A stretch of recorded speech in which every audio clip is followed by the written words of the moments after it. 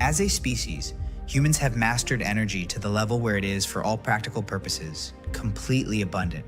200 years ago, no one could have imagined a world where energy was so accessible that most people would take it for granted. If you had asked the smartest person on Earth whether we could one day summon light with the flip of a switch, they would have said it was impossible, even if the brightest minds worked on it together for an eternity. But today, it's just that easy. Energy is everywhere, all around us, all of the time. Now, what if I told you that the same is about to happen with labor? We are standing at the gates of a future where the work needed to build the products we use, the services we rely on, and even the chores in our homes will be as effortlessly accessible as energy is today, enabling you to explore new frontiers and focus on what makes you truly human. Thank you.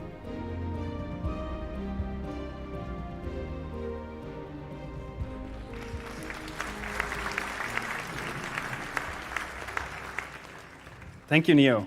You're the best.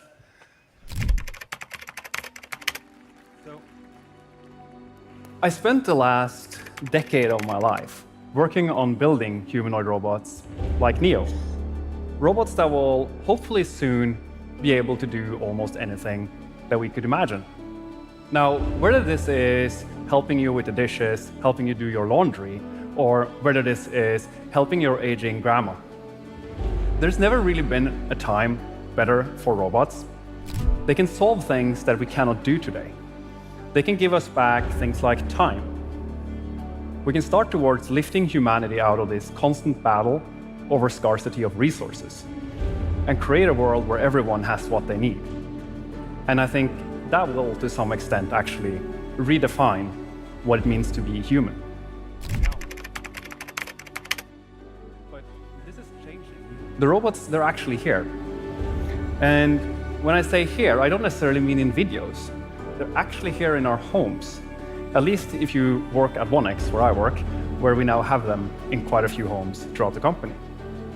And already later this year, I hope some of you guys will have it in your home and join us on this journey. So that means Neo is now part of my daily routine. So it does some of the chores around the house. Some of this is autonomous, some of this is done through remote operation as it's learning. And I talk to it. I treat it kind of like a butler, like a companion. It's part of the family. And I think it's actually incredibly interesting to also see how this social dynamic develops. Because it's of course incredibly useful and fun to have it do stuff I don't want to do around my home. But it's also really fun to see the beginning of like, what will this relationship be between man and machine as these AIs become physical?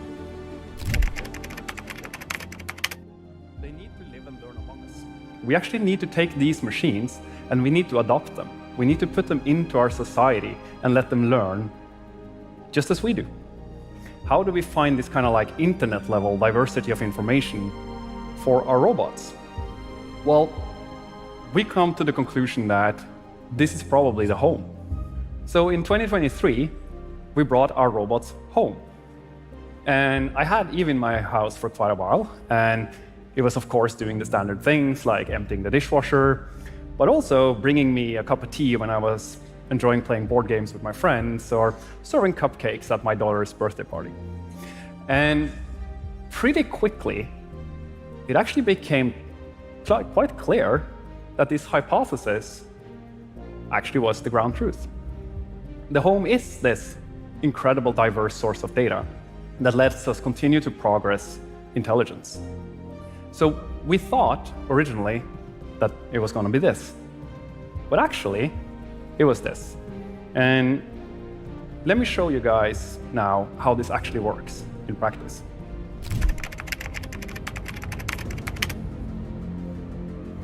Oh, thank you, Neo, you're doing a good job.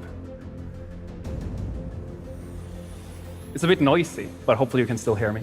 So what you see here now, of course, is just a subset of tasks that Neo can do. And this is a mix of autonomy for things the robot is good at, and some remote operation where someone's guiding the robot to basically do expert demonstrations on how to do these tasks. And as we have an increasing number of these robots throughout homes, living among us and learning, more and more of this becomes autonomous. Until hopefully, one day, all of this will be fully autonomous. And if you kind of follow along in the field, a natural question to ask at this point would be, why doesn't everyone do this? Right, if it's so obvious? Well, it actually turns out it's incredibly hard to make a robot that is safe among people. So robots are traditionally these quite stiff, high energy. You're doing great, Neo. You're doing great. They're this. Careful, I don't want to get water. Stiff machines that are high energy and dangerous. And this is very different from how Neo works. Neo actually has tendons that gets pulled very loosely inspired by human muscle. And this makes Neo into a robot that is quiet, soft, compliant, lightweight, safe, and really able to live among us and learn among us. Well, let's see if he figures it out. It's a hard one. You can do it, Neo.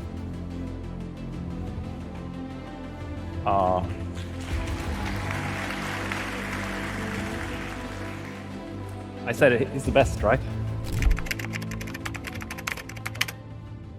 So, this is still, of course, incredibly early. We're all the way in the beginning of this journey. But I do hope that in not so long, just like we take energy for granted around us, we will be able to take labor around us for granted. And we might soon not even remember the day where there wasn't always like a helping hand available for anything we wanted to do. But as these machines go around in our society and learn, to me, this journey is about a lot more than just you not having to do your laundry. It's about creating a future where we actually have time to focus on what matters to us as humans and getting rid of these constraints. But also, it's an opportunity to really have these machines help us solve some of the outstanding questions that we still have. Like, can we have robots build robots?